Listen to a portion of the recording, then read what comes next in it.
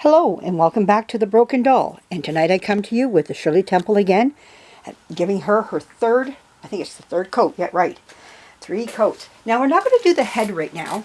There's a reason why, and you're going to see that in the next video, and I'll tell you why and what we're doing and everything else, but yeah, we're going to, let's get the body and the limbs done. Now, if you take the body off of here, you can see on here where I'm not doing the best painting up around this area of the neck. I am going to look after that. Right now, we're going to deal with it this way. She's not sticky, just maybe slight, nothing grand. But she's ready for a coat. She can take a coat of paint. I found some other brushes here that I like to try on this doll. So we're going to try that and see how this brush works. It's a different brush. Just a little bit longer than this one here. And this one says on here, it's a number 1 level. That's for people who are into more art. Right, I'll go like that. Now you can see the length of the brush. There's quite the difference. So let's try it out. Whoops, let's try it out. See how I like it. And if it gives me what I'm looking for when it comes to painting this doll here. All right. Oh, there's a lot of little goobies in this. Someone blew their nose inside my paint. Let me get this. Tomorrow is the Salvation Army auction. I've been debating if I want to go or not. What am I bidding on? Well, there's an allotment of Barbie dolls from maybe the early 70s with a ship, and I go, oh, I love to go get it, you know, and win it. But the problem is, where do I put it? And that's the biggest of the problem, is finding the place. Where do I put this? You want to know something? I don't like this brush. No, too long. Too long. The paint's going all over the place. I can't control the paint. So see, there's a reason why. Yeah, I just cannot control that paint. Within seconds, I could tell. Oh, yeah, so much better. You can tell what you like. Now, I'm not saying I'm not going to ever use that brush, but not for this. Yeah, we're going to...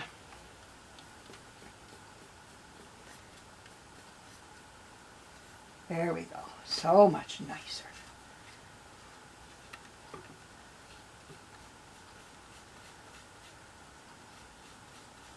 There we go.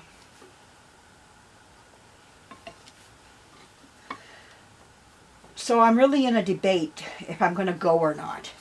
So, do I want it? Do I need it? Do I need to spend the money? You know, these are things that I'm looking at. And right at this time, my answer is no. I don't know if I really want to go. And there was these 2 old dogs that were up there with, I want to say, it's a little monkey, but it's, again...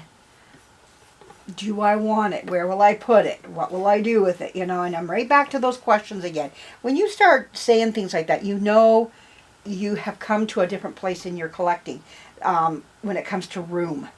And how much can you harbor in your home? And what value is it going to give you, you know? Is it just the fact of just owning it and then you feel good about it and then you go, now what do I do with it?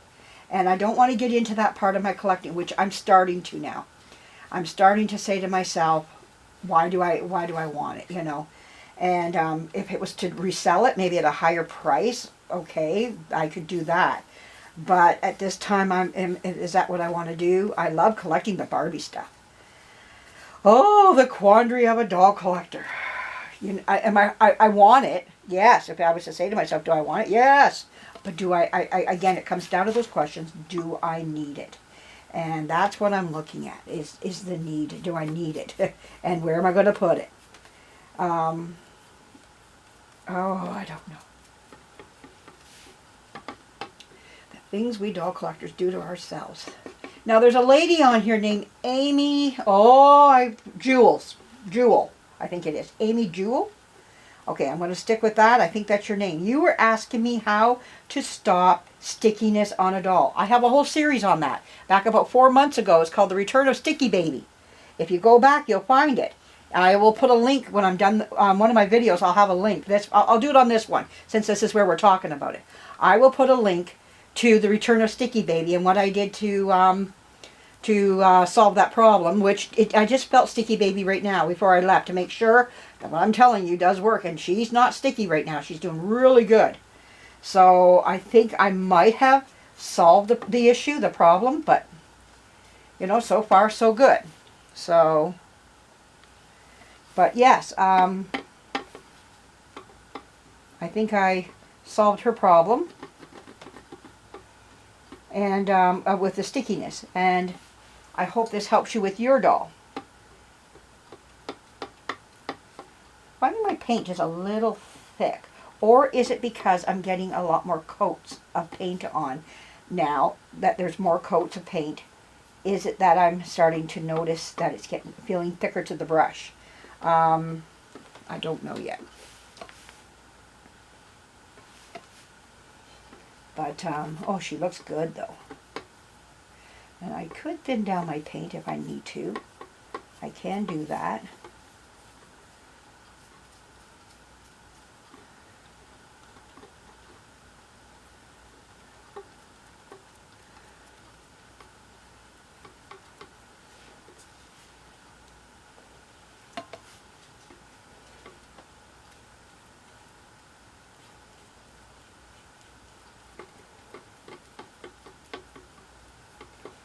So if you go on there, if you want to look, go back. It's called The Return of Sticky Baby, and you'll see what I did on there. Or, like I said, or I'll put the very first one on there, but there's a series of about 4 or 5 things that I, of her on there, and how she turned out and everything. So if that's the case, you want to see her and how she turned out, it is on there.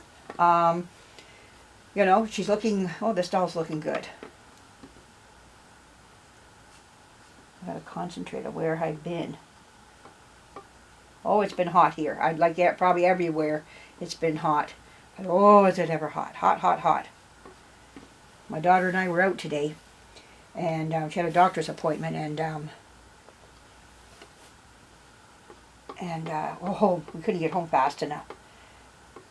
Just to get out of the heat.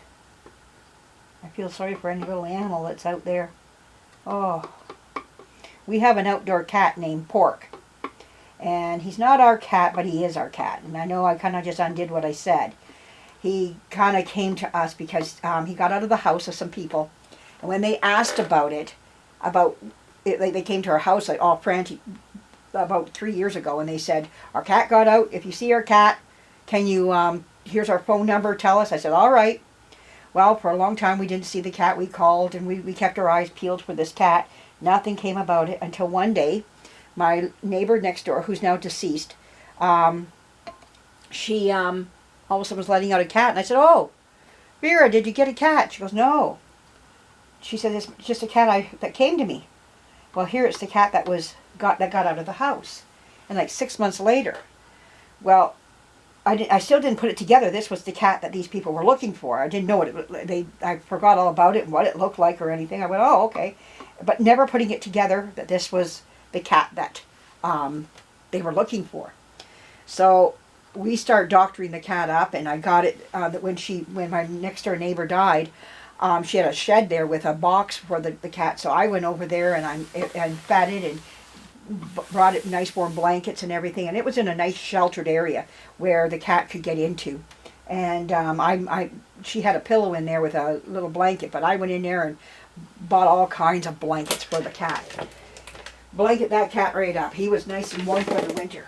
And during the storms and everything, I would walk over there and slide around and get the cat fed and everything, and all that wonderful stuff you do.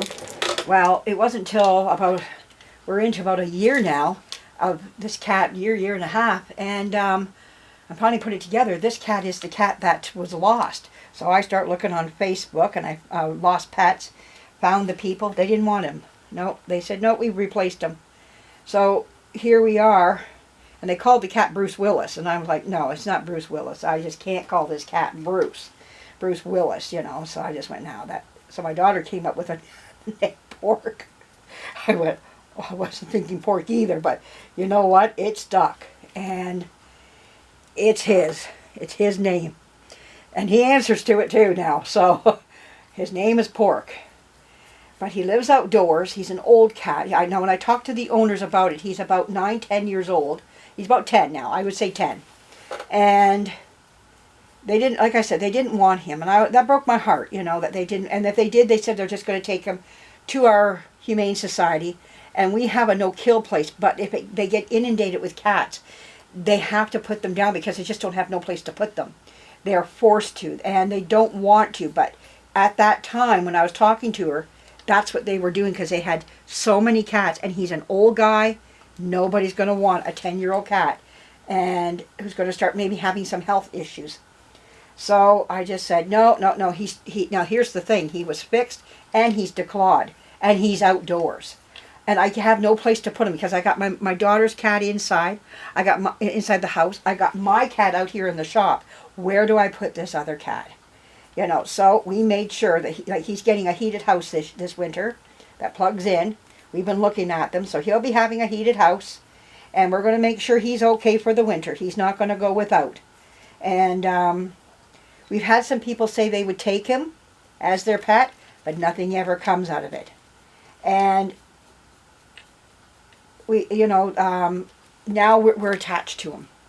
He has become part of this household. And we don't want to give him up now because he knows us, we know him, and he likes it here. He loves it here. He doesn't kill any birds. They walk right by him. The squirrels walk by him, and the neighbors are getting to know him. They're calling him Pork as well now. So we have a collar on him with a tracker, so we know where he goes, and we can't believe the places where that cat goes. And there's a circle on there that tells you if your cat goes out of that circle, he's always out of the circle. We don't know where that old man goes. He is on the run. But you know, he's doing good. Now, we're going to deworm him coming up here. We do that every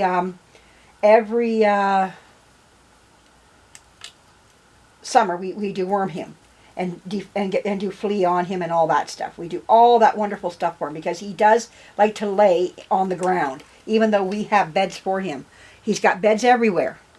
He can get out of storms. We have a tin shed for him.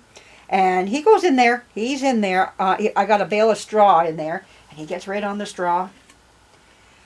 But, I don't know. Not wanting your animal back, especially when we finally put it together that it was theirs. This was the cat that my neighbor had in her house. Like I said, it was about 6-7 months later, you know, after this was all done that they came. But anyhow, I have him here and he's doing good. His name is Pork now. If I take you outside sometime, I'll introduce you to Pork and let you see him. He's just, he's a beautiful little guy. And I'll take my camera out sometime and let you see Pork and introduce him to you as well. Mabel and him got along, but Mabel does not like other cats. She hates them. She wants to beat them up. And I'm like, Mabel. Like, no, they told me she doesn't like other cats. When I got her, they said she is the only one in the family should be her. Because she does not like other cats. There we go. Very nicely done. Okay, we're going to hang up that leg.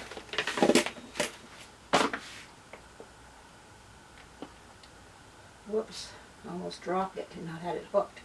That would have been a catastrophe. Okay, the next one here. The next leg. Now, I don't think the legs are going to need as much as what I'm going to do to the head. There's something I have to do to the head I'm not happy with my work. And I'm going to show you that on the next video. A little bit of a setback, but it'll make us go forward as well. So we're going to do the bottom of the foot.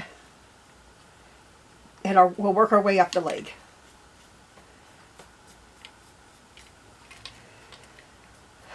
So there's my story about good old Porky boy. I call him Pork and Beans. He answers. Sometimes he's out the door there and he wants treats, and I'll give him a nice little dish of treats and before he goes to bed. And he has a cardboard box right in the carport here, out of the weather and everything, with towels in it for him. Like, I keep good care of him. Like, he's doing good. I wish though I could have him in the house. I really do. But my daughter's dog doesn't get along with him either. And I think he would warm up to, like, I guess he liked dogs, but where he came from, they said he never had a problem with their dogs. So, he has been around dogs, but My daughter's dog, no, he's a hound, little hound dog there, and he only lets so many people into his little clan there, so. I mean, he doesn't even like my son. My son never did anything to him, but he doesn't like my son. He barks at him when he comes in the house, oh. But anyways, yeah, so this doll is doing really good. And on my next video, like I said, if this shuts off, everybody, I'm coming back with another video. Okay, so just know that. This is just the painting of coat number 3. So I'm not getting as many red, like any more red streaks. I'm wondering if I stirred up my paint before I shut it up. I opened it back up, gave it a good stir. So I think we're doing better than what we were. Oh, I love painting. I love this type of work here. This is nice. And I hope this is encouraging others to jump in, and you can do this just as well. You can do this just if I'm doing it and I have no art background. Figuring it out as I go. And we ladies and gents, we get on here and we tell each other our secrets about how we do our dolls and what makes it work for us. You know. What works for me may not work for you, but it's nice to hear what others do. Okay, now we're going to flip her upside down. Get her by the hook. Like I say, by the time I'm done this, I have paint all over my hands. But that's what it's about. You're going to get paint on you. There's no way out of it. It's just about making sure that the paint is going on even.